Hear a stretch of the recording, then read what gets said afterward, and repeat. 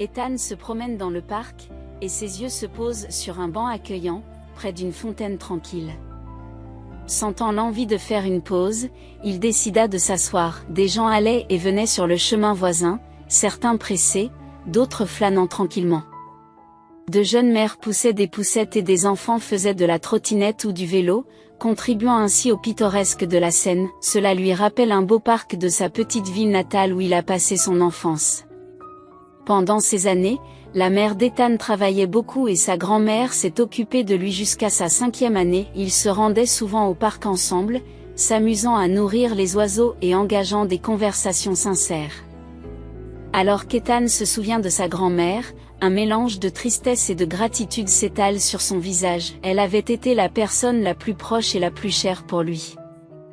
Malheureusement, elle est décédée alors qu'Ethan était en 3e année d'université, et il lui a fallu beaucoup de temps pour accepter cette perte. Cependant, il se surprend souvent à penser à elle, surtout dans les moments importants de sa vie. Avant même qu'Ethan n'entre à l'école, sa grand-mère avait remarqué ses aptitudes exceptionnelles pour les mathématiques. Elle pensait qu'il avait le potentiel pour devenir un ingénieur talentueux et accomplir de grandes choses à l'avenir. Ayant elle-même travaillé dans l'architecture, elle savait de quoi elle parlait. La mère d'Ethan, quant à elle, considérait que les éloges de sa mère étaient biaisés par l'amour, mais avec le temps, il est devenu évident qu'Ethan possédait vraiment des talents remarquables en mathématiques.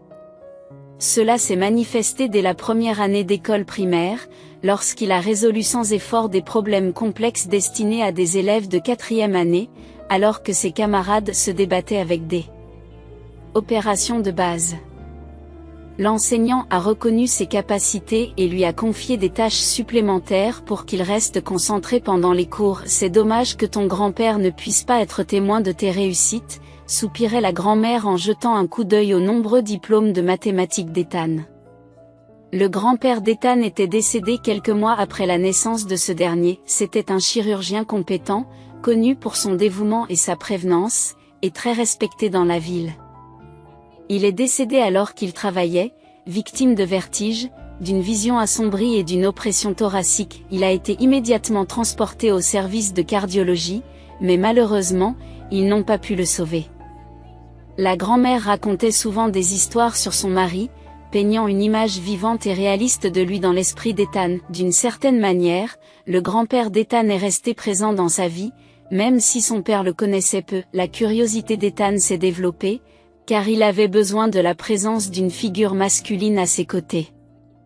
Bien que sa grand-mère et sa mère soient merveilleuses et attentionnées, elles ne pouvaient pas remplir ce rôle. Ethan avait besoin de quelqu'un avec qui parler de sujets masculins, faire du sport et se confier dans les moments difficiles. Pourtant, sa mère et sa grand-mère éludent habilement ces questions. « Ce n'est pas mon secret », disait sa grand-mère. Sa mère, quant à elle, changeait souvent de sujet ou plaidait l'occupation. Elle finit par céder. Il m'a quittée quand il a découvert que j'étais enceinte. Il s'est enfui. C'est l'histoire typique. Il venait de l'extérieur de la ville, prétendait être de la capitale, mais qui sait? Il a dit qu'il travaillait ici, il a raconté plein de mensonges, puis il s'est volatilisé. Tout ce que je sais, c'est son nom et l'endroit où il a vécu après son départ, raconte sa mère en soupirant lourdement. J'ai réalisé que je t'attendais. Même si mes parents me soutenaient. Je savais que je t'élèverais seule, avoue-t-elle. Après quelques mois, il est réapparu, mais en voyant mon ventre arrondi, il s'est enfui à nouveau. Il avait peur. Je ne peux pas lui en vouloir, mais je suis reconnaissante de t'avoir. Voilà pour l'essentiel. Ce n'est pas une histoire agréable, alors s'il vous plaît, plus de questions, conclut-elle. Ethan, suffisamment mûr pour comprendre la difficulté de sa mère à raconter cette époque, comprit que sa frivolité passée avait compliqué les choses. Cette révélation a dissipé les illusions d'Ethan sur la figure héroïque de son père absent, un pilote, un marin lointain, un militaire. Ethan a vécu avec sa grand-mère jusqu'à l'âge de 11 ou 12 ans avant d'emménager avec sa mère. Celle-ci a loué un appartement à proximité de son lycée, mais Ethan continue de rendre visite à sa grand-mère bien-aimée tous les week-ends, nostalgique du confort familier de sa chambre d'enfant, de son chat et de l'ambiance de leur maison. Bientôt, Ethan s'éprend d'une jeune fille nommée Kim. Bien qu'ils soient dans des classes différentes, ils partagent l'éducation physique. Alors qu'Ethan n'excellait pas en sport, Kim se distinguait sans effort. Grande, mince et gracieuse comme une panthère, elle avait un nez droit, des sourcils foncés, des lèvres pulpeuses et joliment incurvées, et des yeux turquoise irréels. Kim savait qu'elle était belle et se comportait en conséquence, se mêlant souvent à la foule populaire. Il y avait un groupe de garçons qui possédaient un beau physique, des capacités athlétiques, de la confiance en soi et un grand sens de l'humour. Ethan, lui, n'entrait pas dans ce moule, mais il avait ses propres atouts. Il est rapidement devenu l'un des meilleurs mathématiciens de l'école. Il s'est avéré que sa grand-mère avait raison au sujet de son talent caché, qui s'est épanoui dans les murs de l'école spécialisée. Les enseignants le félicitaient, lui donnaient des conseils supplémentaires et lui confiaient des tâches plus difficiles. Un jour, pendant la récréation, Kim s'est approchée d'Ethan avec un sourire radieux. Elle se présente et mentionne qu'ils font de l'éducation physique ensemble. Ethan acquiesce faiblement, submergé par ses émotions et incapable de parler. Kim a expliqué avec hésitation que le mathématicien leur avait donné un devoir difficile, qu'elle n'arrivait pas à comprendre et que cela affecterait sa note finale. Elle s'inquiète de la colère de sa mère. Ethan a non seulement accepté d'aider Kim à faire ses devoirs, mais il était également déterminé à se surpasser. Il a accepté avec enthousiasme, espérant voir la joie dans les yeux turquoises de Kim. « Merci », s'exclame Kim. « Tu es vraiment cool. » À partir de ce moment-là, Ethan a attiré l'attention de Kim. Elle le salue toujours et ils échangent parfois un regard pendant le cours d'éducation physique au lycée. Kim a commencé à sortir avec Paul, le capitaine de l'équipe de football locale. Cette année-là, l'école semblait être remplie de couples, peut-être en raison de leur âge. Ethan ne pouvait s'empêcher de ressentir une pointe de jalousie chaque fois qu'il les voyait ensemble. Il se rendit compte que ses sentiments pour Kim ne s'étaient pas estompés et qu'il ne s'intéressait pas à d'autres filles, malgré la sympathie de certains de ses camarades de classe à son égard. S'il avait fait preuve de la moindre initiative, ils auraient volontiers accepté de sortir avec lui. Mais toutes ses pensées tournaient autour de l'inaccessible Kim. Ethan s'est senti soulagé lorsque la rumeur s'est répandue que Paul avait quitté Kim pour une fille plus âgée. En représailles, Kim a rapidement commencé à sortir avec un homme qui était également plus âgé qu'elle. Il venait la chercher dans sa propre voiture après l'école, en affichant sa beauté et son style. Chaque jour, Kim entrait dans l'habitacle de la belle voiture qui l'attendait sur le parking de l'école, les yeux brillants de bonheur. Les filles racontaient que le nouveau petit ami de Kim était le fils de parents riches, et elle l'enviait secrètement. Au fond d'elle-même, elle pensait que Kim avait de la chance d'avoir quelqu'un d'aussi amoureux d'elle, et elle croyait qu'il finirait par se marier une fois qu'elle aurait 18 ans. Kim a reçu un billet le jour de son 18e anniversaire. Quel désir, c'est avoir une vie heureuse. Elle ne ressent pas le besoin d'étudier parce qu'elle pense qu'à son âge, elle aura tout l'argent qu'elle veut. Comme la plupart des filles, elle a toujours rêvé de rencontrer un prince, un homme qui lui offrirait des cadeaux coûteux et comblerait tous ses désirs, comme dans les films. À leur insu, ils n'ont pas réalisé que les choses gratuites sont souvent accompagnées de pièges cachés. Ethan, quant à lui, se sentait comme un pauvre par rapport au nouvel admirateur de Kim. Il possédait une voiture et ses parents étaient riches, tandis qu'Ethan se considérait comme un homme ordinaire. Pendant ce temps, la vie continue. Ethan a obtenu son diplôme de fin d'études secondaires et est entré à l'université.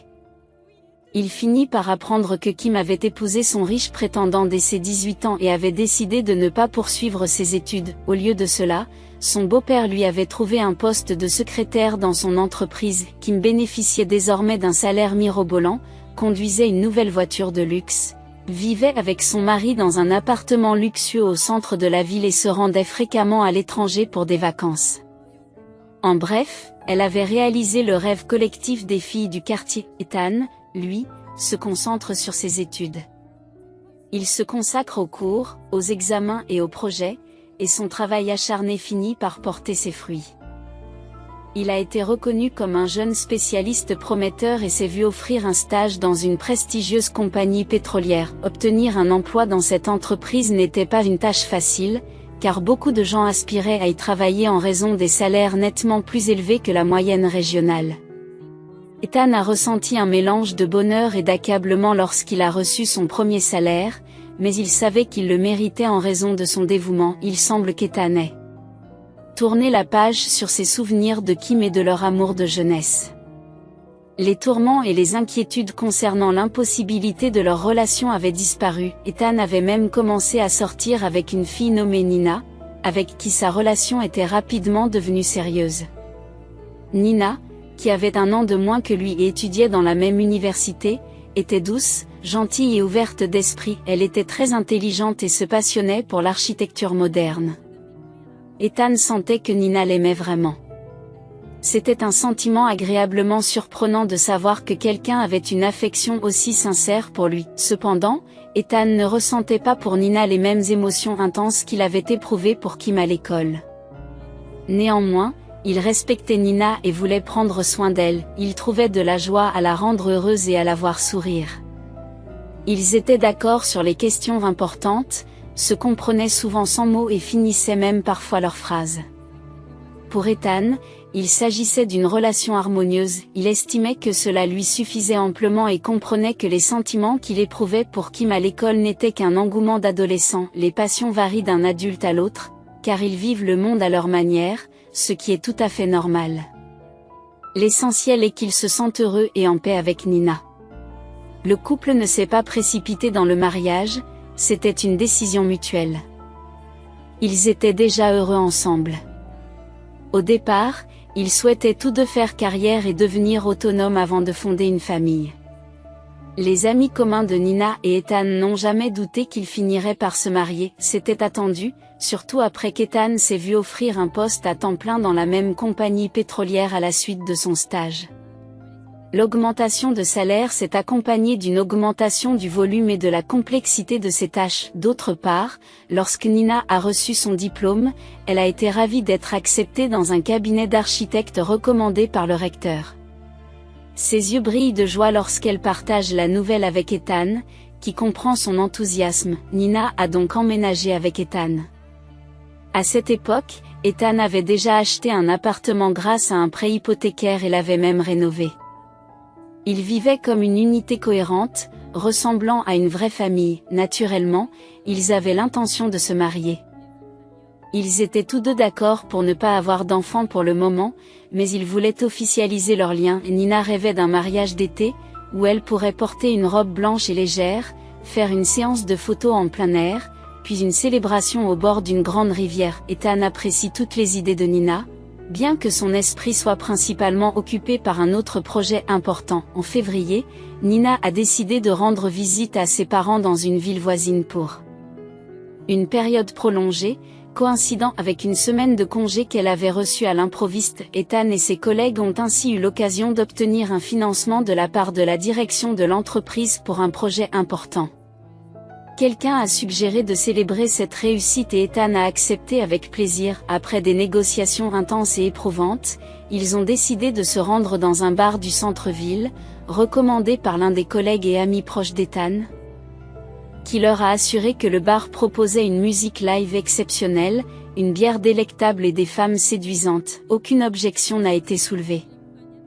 Le bar est animé, la quasi-totalité des tables et des sièges sont occupés. L'administrateur réussit toutefois à trouver un petit canapé dans un coin pour Carl, un habitué du bar. Le groupe s'installe confortablement et se lance dans une conversation animée, des blagues et des rires. Ils savourent le sentiment de victoire et planifient l'utilisation des fonds durement gagnés, envisageant un avenir plein de rêves. Leur concept novateur est susceptible de générer des bénéfices substantiels. Soudain, Ethan n'arrive pas à croire ce qu'il voit. Les souvenirs de Kim dans leur jeunesse ont envahi son esprit, provoquant un tourbillon d'émotions et un pouls accéléré. Bien qu'il soit devenu une personne adulte et bien établie, il ressentait toujours un lien profond avec elle, réalisant que ses sentiments pour elle n'avaient pas diminué avec le temps. Ethan fut émerveillé lorsqu'il aperçut Kim debout au comptoir, engagé dans une conversation avec une serveuse. L'échange de sourires entre eux indique une relation amicale, et le sourire captivant de Kim attire son attention. Ses longs cheveux, couleur chocolat au lait, tombaient librement sur ses épaules, ses beaux yeux turquoises, posés sur un visage bronzé, conservaient une certaine allure, mais il y avait maintenant une qualité subtile dans ses yeux, peut-être une tristesse ou une anxiété cachée. C'est quelque chose qu'Ethan n'avait pas remarqué pendant leurs années d'école. Kim était vêtue d'une robe tricotée émeraude, mettant en valeur ses jambes fines, qu'elle associait à des baskets d'hiver volumineuses, créant un look semi-sportif mais élégant. Elle se dirigea ensuite vers un coin de la salle, devenant invisible de l'endroit où Ethan était assis. Déterminé à ne pas la perdre de vue, il se leva rapidement et suivit discrètement les filles. Ethan réussit à apercevoir Kim se faufiler dans l'arrière-salle et décida de l'attendre patiemment. Il savait que leur rencontre était inévitable, cependant, il était rempli d'inquiétude et d'anxiété, répétant dans sa tête des phrases décontractées et sans engagement. Enfin, la porte s'ouvrit, à la surprise d'Ethan, Kim lui sauta presque dans les bras, la voir vêtue de l'uniforme du personnel du bar, un t-shirt noir, un jean moulant noir, un tablier gris et un badge portant le nom de Kim, laissa Ethan perplexe. Comment est-ce possible? Elle était mariée à un homme riche et était censée mener une vie sociale glamour, pas servir des plateaux dans un bar. Alors que Kim s'apprête à passer devant Ethan, celui-ci trouve le courage de l'interpeller. Kim, c'est vraiment toi? Elle s'arrêta et le scruta attentivement, une lueur de reconnaissance apparaissant dans ses yeux. Kim sembla soudain embarrassé et sourit maladroitement avant de répondre, « Oui, c'est moi, et tu es Ethan, n'est-ce pas? » « Waouh, tu es devenu un tel homme. » Remarquant son changement d'attitude, Ethan remarque, « Qu'est-ce que tu veux dire ?» Kim sourit avec charme, « Saviez-vous que le temps a souvent un effet merveilleux sur les gens comme vous, Ethan ?» C'était incroyable de voir à quel point ce compliment de Kim montrait clairement sa sympathie. En un instant, Ethan retrouva son assurance et sa force. Curieusement, il demanda à Kim si elle travaillait au même endroit. Cependant, comme on pouvait le voir au soupir de Kim et au sourire qui s'estompait sur son visage, la vie est une chose étrange et imprévisible. Qui aurait pu imaginer que cela se passerait ainsi? Qu'est-ce qui s'est passé? Demanda Ethan. Kim répondit avec une pointe de tristesse, « Ce n'est pas une histoire agréable, mais je crois toujours que tout arrive pour le mieux, même quand cela ne semble pas être le cas. Et toi, qu'est-ce que tu fais maintenant? » Que faites-vous maintenant? Je travaille dans une compagnie pétrolière. Répond Ethan. Kim prend acte de cette information et déclare, « Ah, j'en ai entendu parler par quelqu'un. » Eh bien, c'est bien pour toi. Tu as toujours été intelligent et déterminé. Kim est resté aux côtés d'Ethan, le complimentant et le regardant avec un mélange d'intérêt, d'admiration, de chaleur et de tendresse. La soirée s'est poursuivie et ils se sont retrouvés à fêter un événement d'entreprise parmi les collègues d'Ethan. Ethan fait un geste vers leur table, expliquant la situation. « C'est super. Combien de temps comptez-vous rester ici? » demande Kim. Ethan haussa les épaules et répondit, « Il y aura moins de monde vers la fin du service. » Parlons, d'accord? C'est tellement agréable de voir quelqu'un de mon enfance. Tout au long de la soirée, Kim se déplace de table en table, porte des plateaux et interagit avec les visiteurs. De temps en temps, ses yeux rencontraient ceux d'Ethan, et une vague de bonheur envahissait son cœur. Lorsque les collègues d'Ethan ont commencé à partir, il les a escortés jusqu'à leur taxi. Carl leur a demandé pourquoi Ethan ne les rejoignait pas curieusement. Carl a suggéré, « Est-ce à cause de la jolie fille avec le plateau que tu as regardé toute la soirée ?» Ethan réfléchit aux paroles de Carl.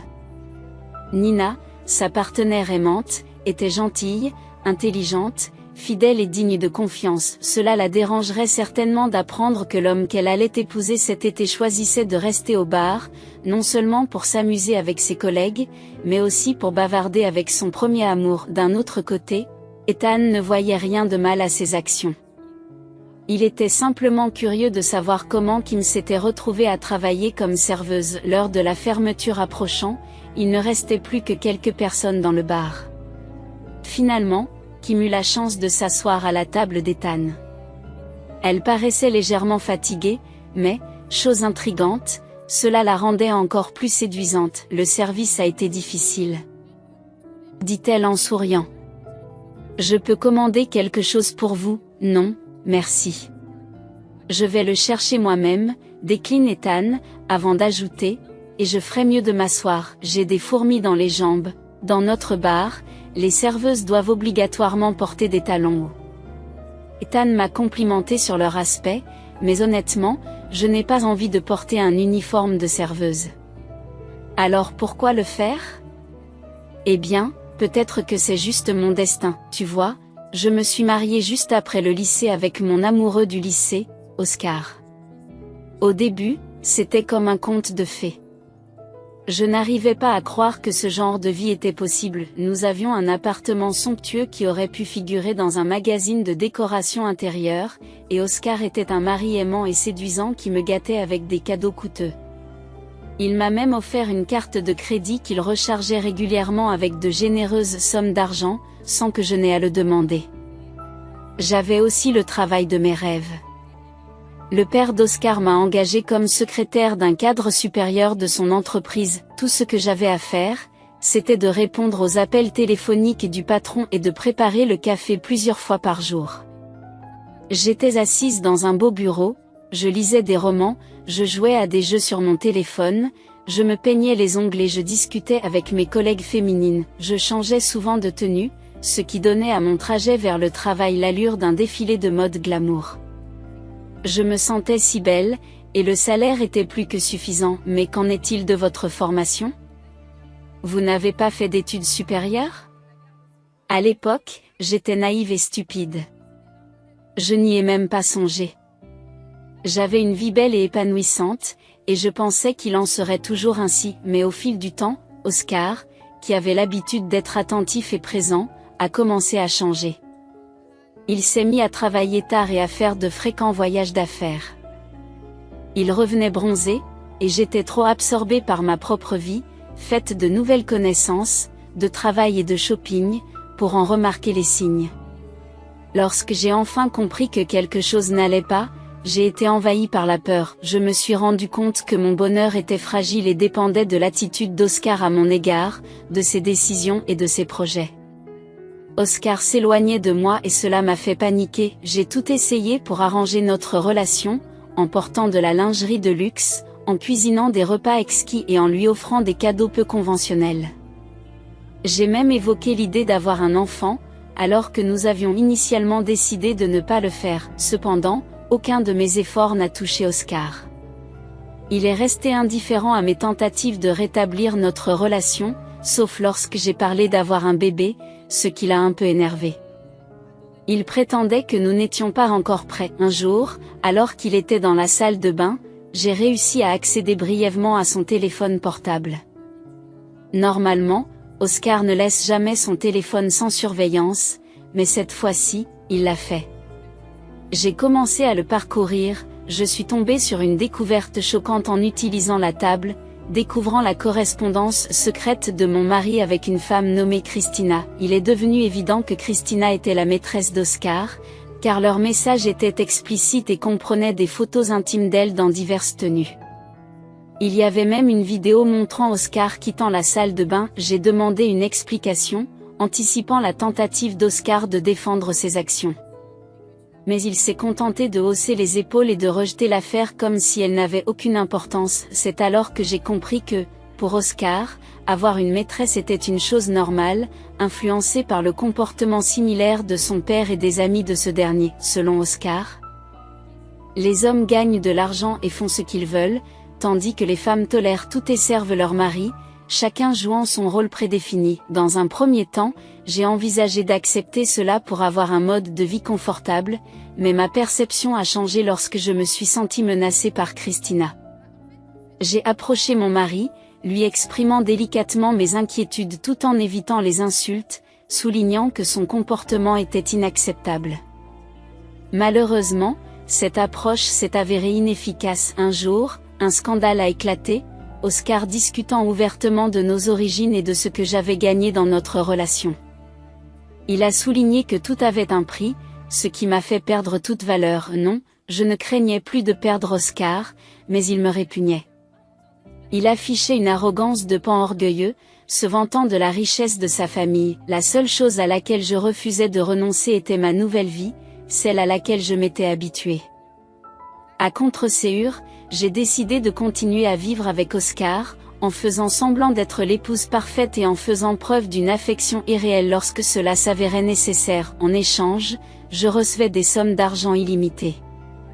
Mais ce fut ma deuxième erreur, j'ai bêtement gaspillé tout cet argent dans des plaisirs temporaires, tels que des divertissements extravagants, des vêtements à la mode, des sorties avec des amis dans des clubs exclusifs, des vacances au bord de la mer, des parfums luxueux et d'autres luxes du même genre. Ces distractions m'apportaient un sentiment de bonheur éphémère, puis vint le jour où Oscar m'informa avec désinvolture que nous divorcions, traitant l'affaire comme s'il s'agissait d'un problème insignifiant.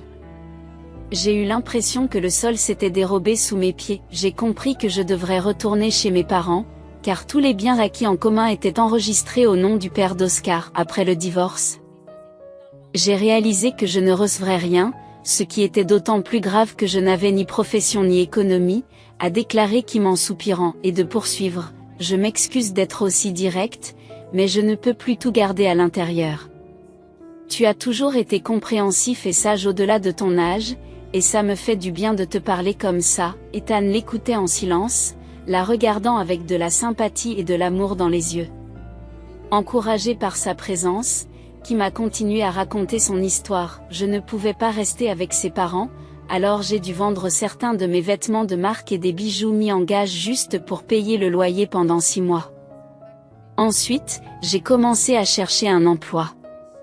Malheureusement, j'ai été licenciée de l'entreprise de mon ex-beau-père. Après de longues recherches, j'ai finalement trouvé un emploi de serveuse dans un bar local.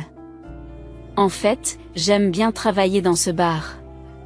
La musique est bonne et les gens sont sympas, dit Kim en souriant enfin. Ethan s'est excusé en disant « Je suis vraiment désolé, Kim, cela doit être incroyablement difficile pour toi. » Kim a répondu « Ce n'est pas grave. D'une certaine manière, c'est mieux ainsi. Nous n'avons jamais eu la possibilité d'avoir des enfants, sinon j'aurais été liée à lui pour toujours. Honnêtement, je suis contente de m'être débarrassée de lui. Il m'a toujours traitée avec condescendance, comme si j'étais en dessous de lui. À l'époque, je pensais que c'était sa façon de montrer son attention, son soutien et son amour, mais c'était loin d'être le cas. Sa nouvelle femme ne sera pas heureuse avec lui non plus. Changeant de sujet, Kim interroge Ethan sur sa propre vie. Parlez-moi de vous.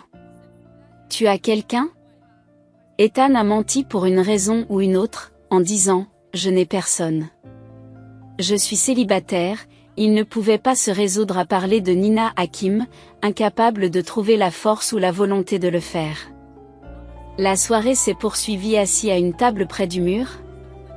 Se remémorant le passé, partageant des plaisanteries et se rappelant des connaissances mutuelles, Ethan trouva facile et naturel d'avouer à Kim qu'il était profondément amoureux d'elle depuis plusieurs années.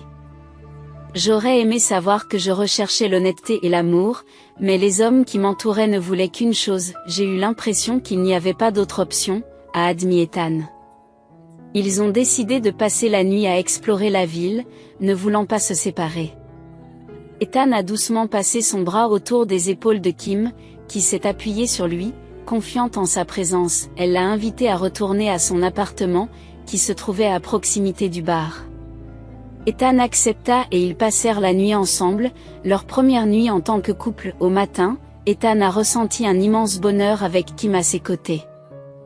Il a ressenti un élan de force sans précédent et une légèreté dans son esprit. Même l'idée de parler de Nina avec Kim ne pouvait ternir cette joie retrouvée. Il se promit de parler à Kim et de tout lui expliquer en temps voulu. Elle était intelligente et comprenait que les rêves doivent être réalisés, car la vie n'a pas de sens sans eux. Kim et Ethan ont commencé à sortir ensemble, et il a décidé de lui parler de Nina, voulant être honnête et sincère avec sa bien-aimée. Kim est visiblement bouleversée, tendue et pleine de méfiance.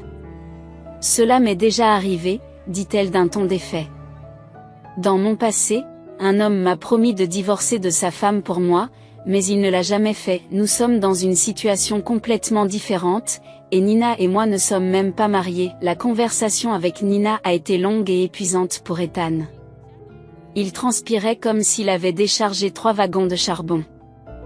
Nina, qui était habituellement calme et rationnelle, est devenue hystérique, sanglotant et suppliant Ethan de reprendre ses esprits. Elle l'a même maudit. Ce qui a fait souffrir le cœur d'Ethan qui regardait son ancien fiancé. Il semblait que Nina l'aimait vraiment. Plus tard, Ethan a appris par des connaissances communes que Nina ne supportait pas la vie sans lui et qu'elle avait tenté de mettre fin à ses jours. Heureusement, elle a été rapidement retrouvée et sauvée. À la suite de cet acte impulsif, Nina a passé un certain temps à l'hôpital, où elle a été traitée par des psychiatres. Elle a également perdu son prestigieux emploi. Ethan se sent coupable de ce qui lui est arrivé, mais il se demande comment il pourrait l'aider. Kim tente de réconforter son bien-aimé en lui assurant qu'il n'a pas à sacrifier son bonheur et ses rêves pour quelqu'un d'autre. Personne n'est obligé de le faire. Immédiatement après la rupture d'Ethan avec Nina, Kim a emménagé avec lui. Tous deux voulaient être constamment proches l'un de l'autre et ne voulaient pas se séparer. Ethan lui a proposé de l'aide par l'intermédiaire d'amis communs, mais elle a fièrement refusé. Elle ne voulait plus entendre parler de son ex-fiancé. Finalement, tout s'est bien passé pour Nina.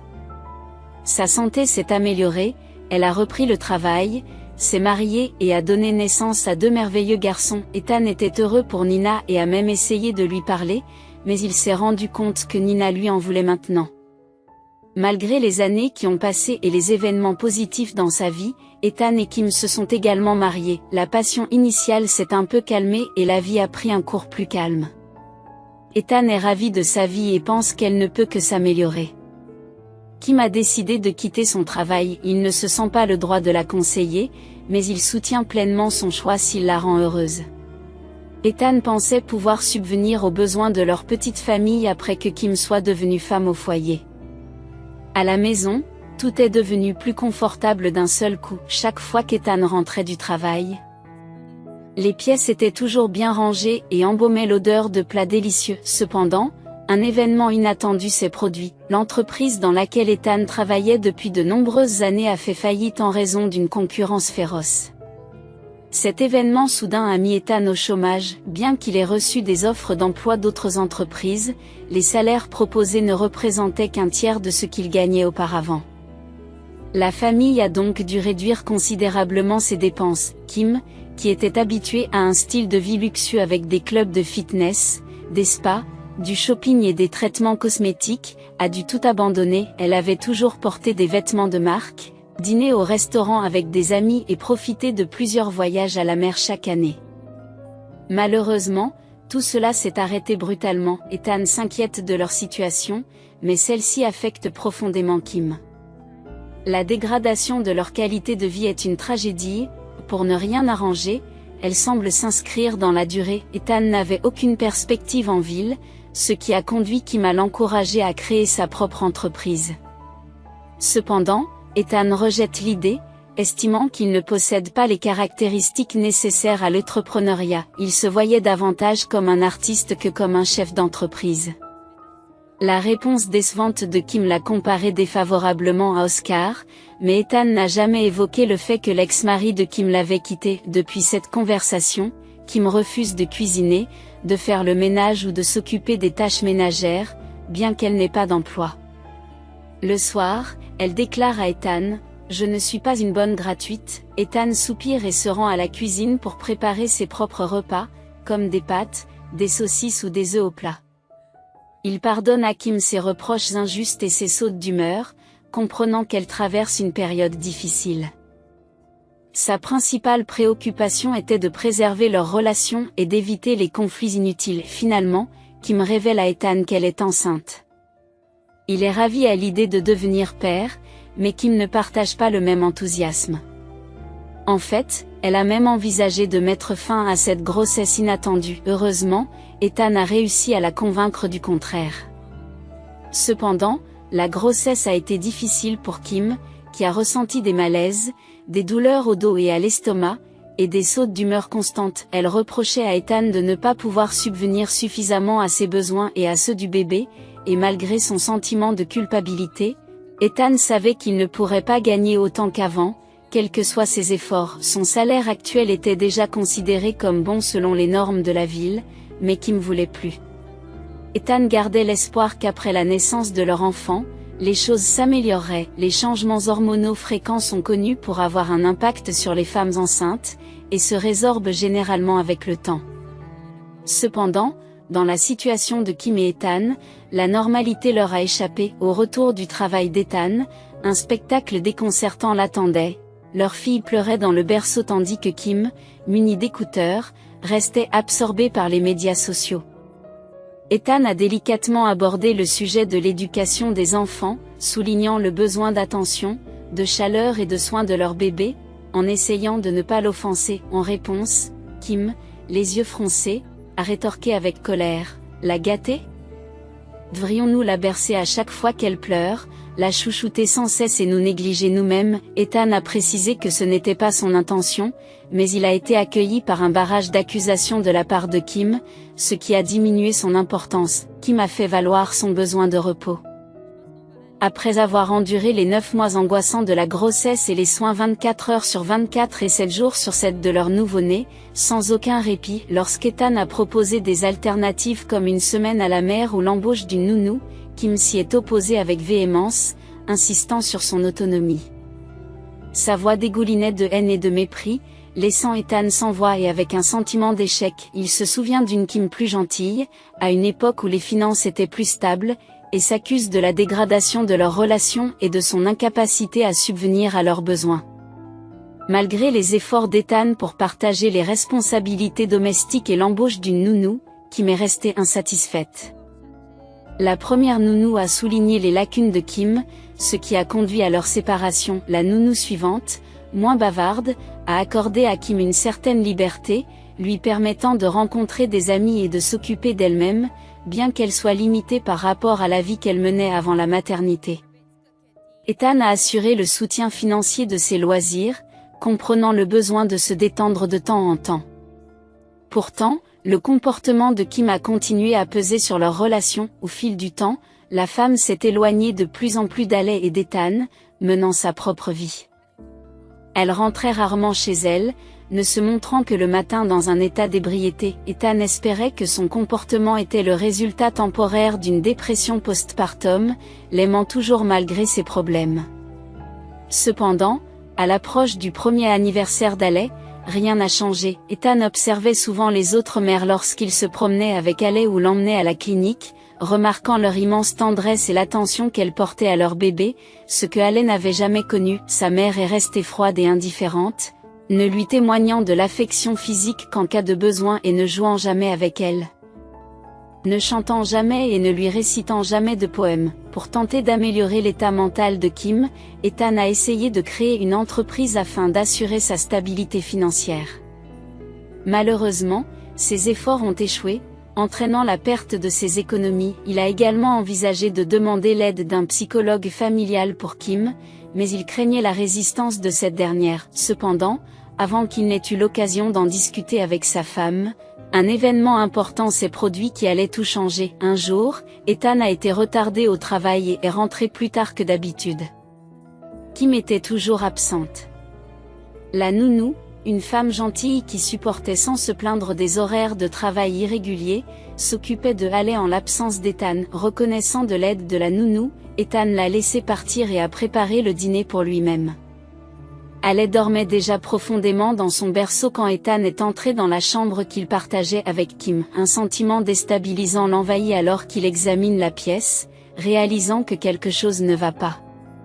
Il était évident qu'il y avait moins d'affaires appartenant à Kim. Désespéré, Ethan a ouvert de force le tiroir de sa femme, découvrant que beaucoup d'objets avaient disparu, y compris les bijoux qu'il lui avait offerts à une époque où ses finances étaient plus stables, ainsi que ses robes de marque bien aimées et d'autres possessions chères. Kim n'avait pas tout pris, mais seulement les objets les plus chers et les plus précieux. Il était clair que leur fille ne figurait pas sur cette liste. C'est alors qu'Ethan a trouvé dans le placard de la cuisine une note qui contenait les réponses qu'il cherchait. Kim avait rencontré George, un homme d'affaires allemand, sur les réseaux sociaux. Ce qui avait commencé par une correspondance informelle s'était rapidement transformé en une relation sérieuse. Il s'est avéré que George avait même rendu visite à Kim à plusieurs reprises et qu'ils avaient passé du temps ensemble, tombant de plus en plus amoureux l'un de l'autre et faisant des projets pour l'avenir. La note révélait que Kim avait demandé le divorce lorsque Kim, la femme d'Ethan, lui a confié leur fille et a déclaré qu'elle renonçait à leur mariage. Il a eu l'impression de perdre pied. C'est comme s'il n'avait jamais existé dans sa vie. Elle lui a laissé la liberté de choisir ce qu'il ferait de leur enfant, l'élever lui-même ou la placer dans un orphelinat. Elle l'a également encouragé à prendre un nouveau départ et à laisser leur passé derrière eux. À ses yeux, leur fille était une erreur, et leur mariage était le résultat regrettable d'une rencontre fortuite dans un bar.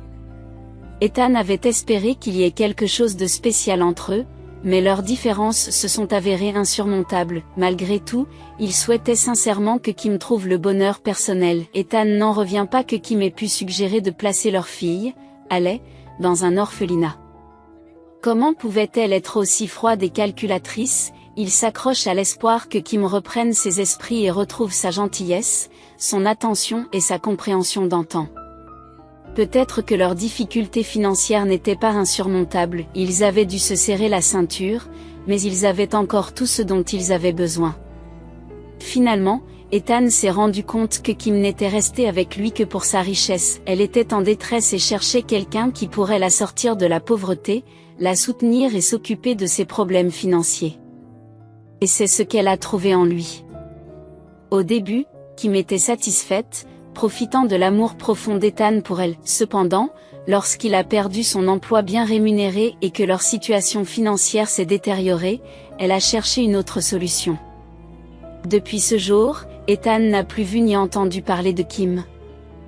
À part une photo d'elle sur sa page de médias sociaux, il a essayé d'entrer en contact avec elle, mais ses tentatives ont été immédiatement bloquées. Ethan pensait que Kim finirait par éprouver des remords pour avoir abandonné leur enfant, mais cela ne s'est jamais produit.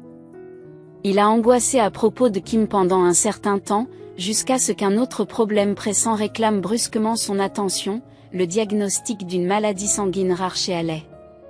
Le médecin a expliqué qu'il s'agissait d'une maladie génétique et qu'elle se serait manifestée tôt ou tard. Haley n'avait que 4 ans à l'époque, et le couple s'est retrouvé plongé dans des examens interminables et des traitements continus. Au départ, Ethan espérait que la médecine moderne aurait les solutions nécessaires pour stabiliser l'état de sa fille. Cependant, il découvre que Haley est atteinte d'une maladie du sang particulièrement insaisissable et qui ne cesse de s'aggraver. La petite fille était constamment fatiguée et Ethan cherchait désespérément du soutien et des conseils. Ethan envisage de tendre à nouveau la main à son ex-femme. Bien qu'il ait épousé George et fondé une famille avec lui, Ethan est souvent tombé sur des photos sur les médias sociaux montrant Kim comme une mère dévouée au demi-frère de leur fille, Haley. Cela lui a donné l'espoir que Kim reconnaisse enfin son importance dans la vie de leur petite fille. Peut-être ne serait-elle pas indifférente à la nouvelle de la maladie de Haley et pourrait-elle offrir son aide. Ethan pensait qu'il pourrait trouver un médecin allemand qui pourrait recommander un nouveau traitement et éventuellement aider Haley à se rétablir. Cependant, Kim refuse catégoriquement de communiquer avec Ethan. Ce dernier a dû faire appel à l'une de ses anciennes amies pour l'informer de l'état de Haley. L'amie a relayé le message de Kim à Ethan, à savoir qu'elle voulait qu'il oublie complètement son existence, comprenant qu'il n'avait plus d'espoir avec Kim.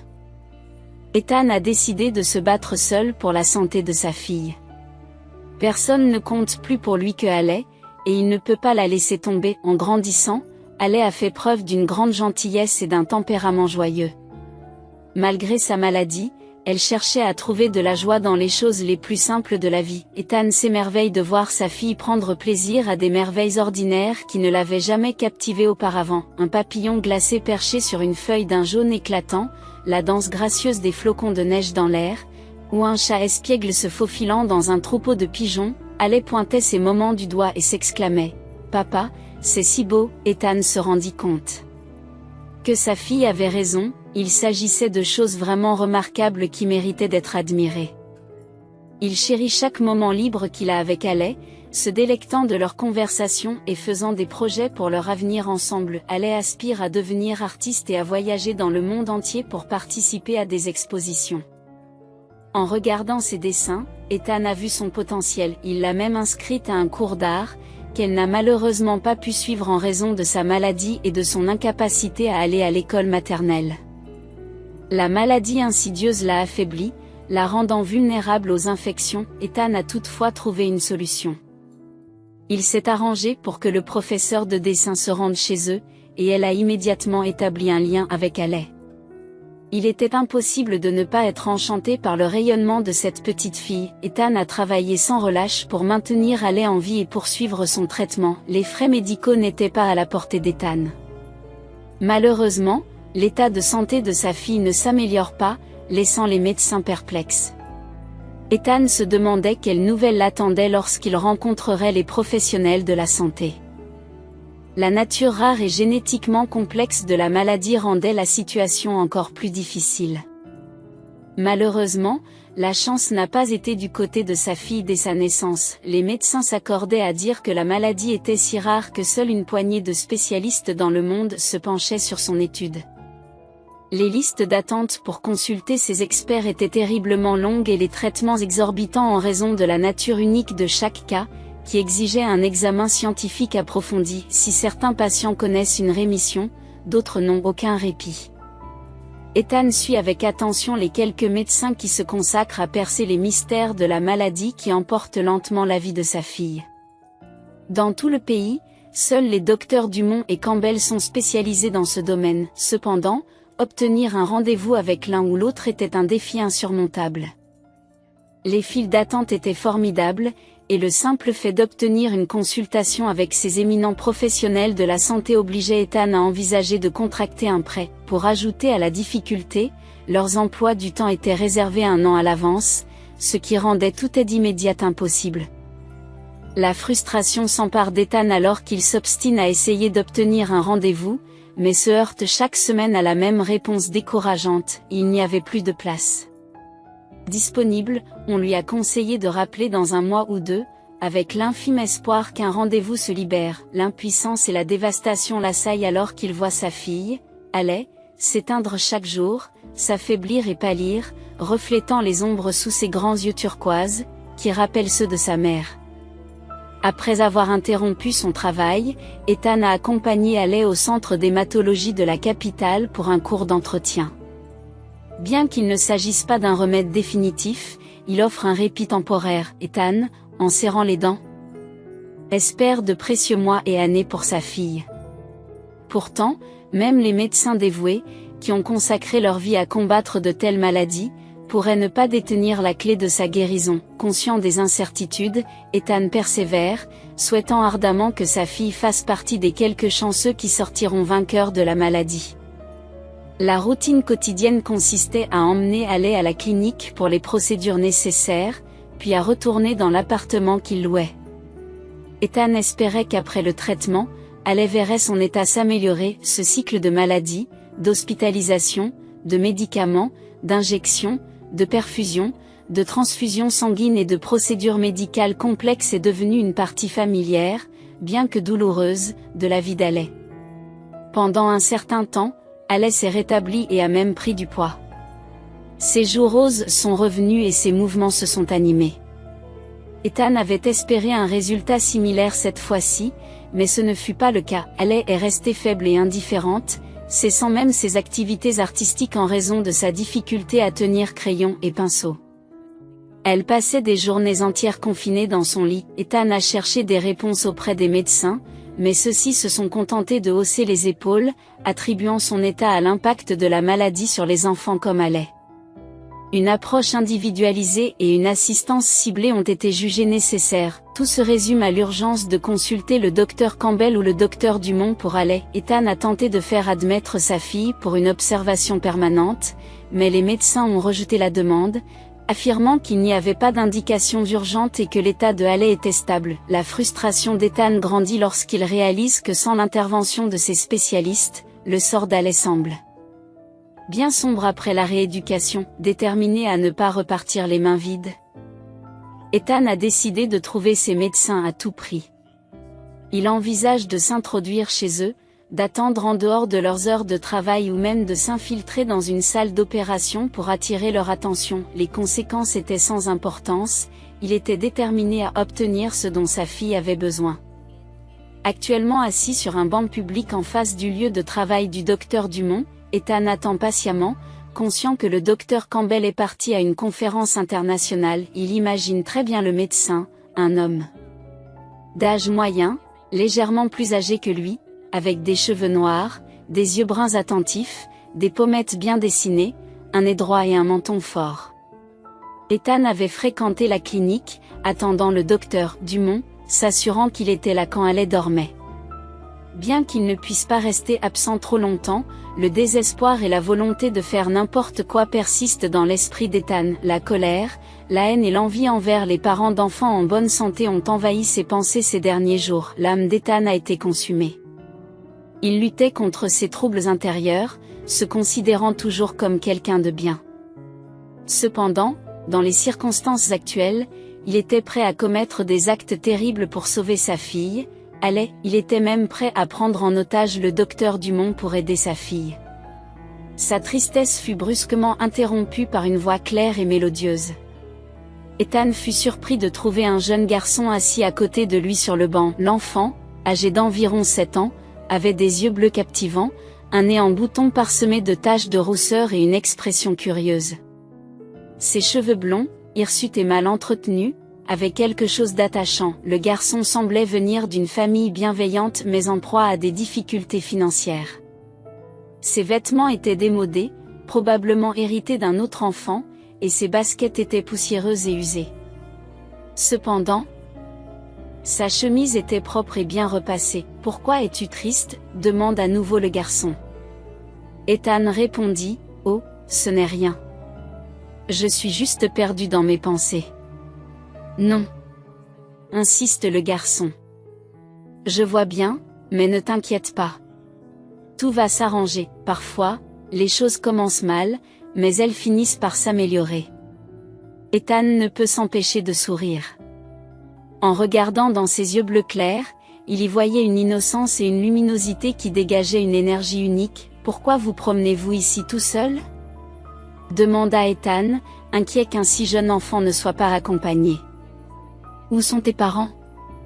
Ethan jeta un coup d'œil autour de lui, inquiet pour la sécurité de l'enfant.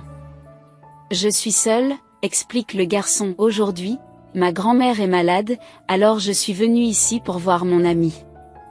Nous nous attendons l'un l'autre tous les jours. Nous nous aidons mutuellement. » Ethan sourit et dit, « On dirait que ton ami et toi avez un vrai lien. Entretenez cette amitié, il est rare de trouver un tel lien. » Le garçon sourit à son tour, révélant ses dents de devant manquantes, ce qui rend son sourire à la fois amusant et attachant.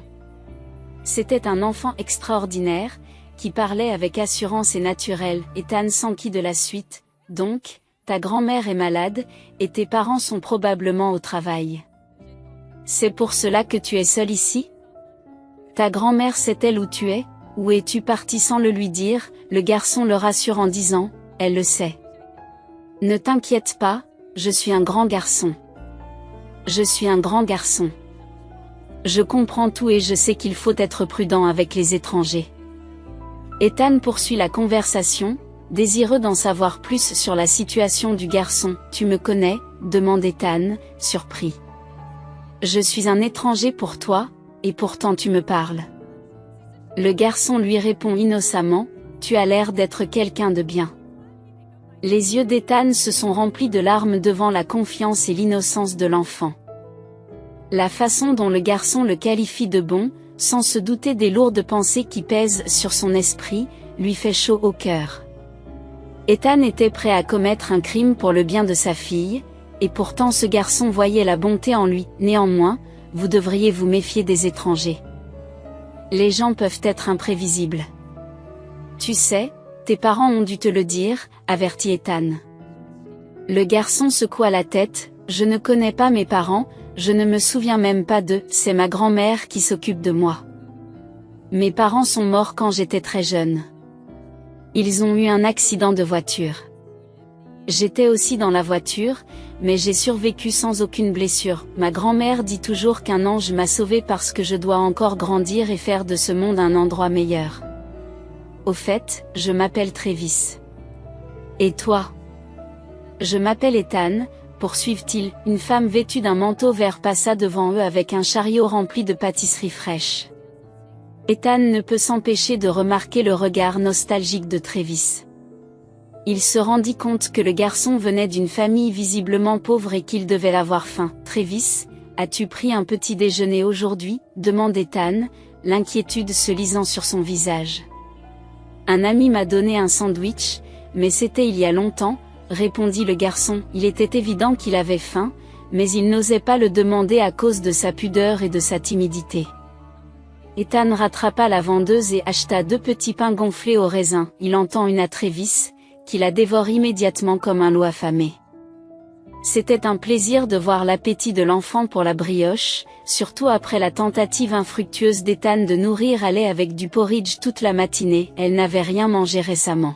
« Et la deuxième brioche est pour toi ?» demanda Travis. « Pourquoi ne la manges-tu pas ? C'est délicieux. »« Non, c'est pour ma fille, » répondit Ethan. Il se dit que Alec aimerait peut-être goûter au moins un morceau de la savoureuse pâtisserie. Il serait heureux si elle pouvait en manger ne serait-ce qu'un quart. « Waouh, tu as une fille. Comment s'appelle-t-elle ? Quel âge a-t-elle ? demanda Travis. Elle s'appelle Alec. Elle vient d'avoir 6 ans. Pourquoi ne l'as-tu pas emmenée au parc ? Il fait si beau. On aurait pu aller se promener ou courir, explique Ethan. Tu vois, Travis, Alec est malade. Elle a de la fièvre, demanda l'enfant naïf, qui ne savait probablement pas qu'il y a des maladies plus graves dans le monde. Non, c'est plus grave que ça. J'aimerais qu'elle n'ait que de la fièvre. Malheureusement, c'est quelque chose, une relation sanguine, quelque chose en rapport avec le sang ou de nature hématologique. Ethan regarda l'enfant avec étonnement. Comment pouvait-il posséder de telles connaissances ? Cela ne correspondait pas à la perception d'un jeune garçon à qui il manque des dents de lait. « Comment sais-tu ces choses ? demanda Ethan. Mon ami connaît bien les maladies. Il partage des informations avec moi de temps en temps, explique Travis. Tu sais, ta fille a besoin d'air frais et d'émotions positives, ajouta-t-il. Ethan acquiesça en soupirant. Travis continuait à le surprendre par la profondeur de sa compréhension. Cependant, la fragilité d'Alec l'empêchait de s'aventurer dans le parc. Dans ce cas, laissez-moi lui rendre visite chez vous. Votre maison est loin ? Propose Travis. Quand je serai grand, je veux devenir médecin. Je sais déjà comment réconforter ma grand-mère en posant ma main sur son front. Ethan s'inquiète du fait que Alec rende visite à des inconnus, mais Travis lui assure qu'il a un don pour juger les gens et qu'il peut facilement identifier les personnes mal intentionnées à distance. Ethan réfléchit un instant. D'un côté, cet incroyable garçon avait raison, Alec avait effectivement besoin d'émotions positives. Ethan s'est efforcé de trouver des moyens d'apporter de la joie à sa fille, qui ne s'intéressait ni aux jouets, ni aux dessins animés, ni aux friandises en raison de son état.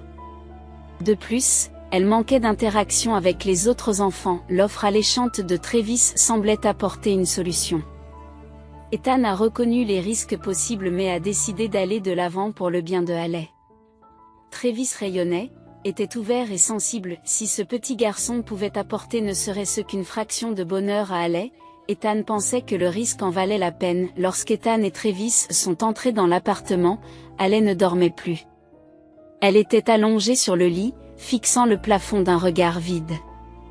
Sa curiosité fut piquée lorsqu'elle aperçut le garçon inconnu que son père avait amené avec lui. En se soulevant sur les coudes, elle demanda « Qui est-ce » Travis se présente et dit « C'est moi, Travis. Ton père et moi sommes devenus amis. Je suis venue te rendre visite. » Je m'appelle Alec, répondit-elle en montrant de l'intérêt. Ethan est heureux d'entendre sa voix. Auparavant, sa fille s'était montrée indifférente à tout, mais maintenant, elle s'engageait avec enthousiasme dans la conversation. « Papa, peux-tu sortir mon dossier avec les dessins ? Je veux les montrer à Travis, demanda Haley. Travis a grimpé sur la couverture à côté de Haley, et elle a commencé à montrer ses œuvres d'art. Il a regardé les dessins avec un réel intérêt, et Haley a raconté l'histoire de chacun d'entre eux. Ils ont tous deux apprécié le moment, se délectant de la compagnie de l'autre. Ethan ne pouvait s'empêcher de sourire à l'excitation de sa fille lorsqu'ils passaient du temps ensemble. Il se dirigea vers la cuisine, prenant un moment pour préparer le dîner. Il espérait que la présence de Travis encouragerait Haley à bien manger. Les rires remplissaient la pièce de temps en temps, ce qui surprenait Ethan puisqu'Haley ne souriait que rarement ces derniers temps. 1 heure plus tard, Ethan accompagna Travis jusqu'à sa maison, située à une courte distance de leur appartement. C'était un vieil immeuble de 5 étages situé derrière le parc. Travis parla tristement sur le chemin du retour. Haley est très malade. Je vais demander de l'aide à mon ami. Il est intelligent. Ethan sourit de l'innocence de Travis, sachant que le garçon percevait probablement son ami comme intelligent, simplement en raison de son âge et du fait qu'il avait regardé un programme médical. C'était à la fois amusant et triste. Je peux aussi venir chez toi demain, demanda Travis. Bien sûr, répondit Ethan avec un sourire, mais ce n'est pas la peine de venir tôt. Haley sera à l'hôpital. D'accord, je viendrai. Ton aide pour la garder sera précieuse quand je serai en voyage d'affaires, explique Ethan. Il se rendit compte qu'avec la présence de Travis, il aurait plus de temps libre. Je m'assierai certainement avec Haley. C'est une bonne fille, contrairement à Megan, la perturbatrice du quartier, rassure Travis. Haley est très douée pour le dessin. Le lendemain, Travis tint sa promesse et arriva à l'heure convenue. Haley l'attendait avec impatience, préparant même un jeu de société pour s'amuser ensemble. Ethan laisse les enfants pour s'occuper de ses propres responsabilités, mais une fois de plus, le docteur Dumont ne s'est pas présenté à la clinique. Déçu, Ethan retourne à l'appartement et trouve Haley endormie. Il remarque qu'elle est encore plus pâle que d'habitude. Elle va de plus en plus mal, dit Travis en regardant Ethan avec des yeux désespérés. Je peux venir avec mon ami demain ? Il va certainement l'aider. C'est la personne la plus intelligente et la plus gentille au monde. Bien sûr, vous pouvez venir avec votre ami, a permis Ethan, se sentant contrarié par la détérioration de l'état de sa fille et l'absence du médecin. Plus on est de fous, plus on rit. Haley sera heureuse de rencontrer votre ami et je suis sûre que je le serai aussi. Le lendemain commença comme tous les autres jours. Ethan réveilla sa fille et tenta de lui donner du porridge et des fruits. Haley réussit à manger quelques cuillerées mais refusa le reste, demandant sans cesse quand Travis arriverait. Cependant, le garçon était en retard. Ethan ne put s'empêcher de supposer que son nouvel ami ne leur rendrait pas visite ce jour-là. Peut-être que sa grand-mère l'avait occupé. Le plan de Travis avait été déjoué, ou peut-être s'était-il laissé emporter à jouer avec quelqu'un et avait-il oublié. Travis était très sociable et avait une multitude d'amis partout. Cependant, la sonnette tant attendue retentit enfin. Ethan se demanda si Travis était arrivé seul ou avec un ami, comme il l'avait prévu. Avec curiosité, Ethan ouvrit la porte et découvrit un garçon au sourire sage accompagné d'un homme adulte et agité.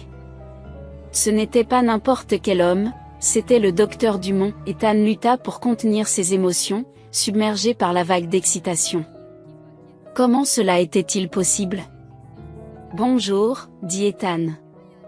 Travis, je te présente mon ami le docteur Dumont. Rappelez-vous, vous n'aviez pas le droit de l'emmener avec vous, il est ici pour aider Haley. 2 années se sont écoulées depuis ce jour extraordinaire. Ethan se retrouva à nouveau dans la capitale, assis sur le même banc dans le parc. C'est le printemps, le mois d'avril est en pleine floraison, le feuillage vert venait d'émerger, peignant les alentours de teintes vibrantes. Le ciel était d'un bleu serein et la lumière chaude du soleil éclairait la terre de son éclat. Ethan observe Travis et Haley depuis son banc. Les enfants dessinaient joyeusement sur le trottoir et s'amusaient, ayant tous deux beaucoup grandi pendant cette période, acquérant plus de maturité. Travis, au seuil de l'adolescence, possédait toujours ses yeux ouverts familiers et son sourire charmant, Mais il avait également acquis de la taille, de la force et de la résistance.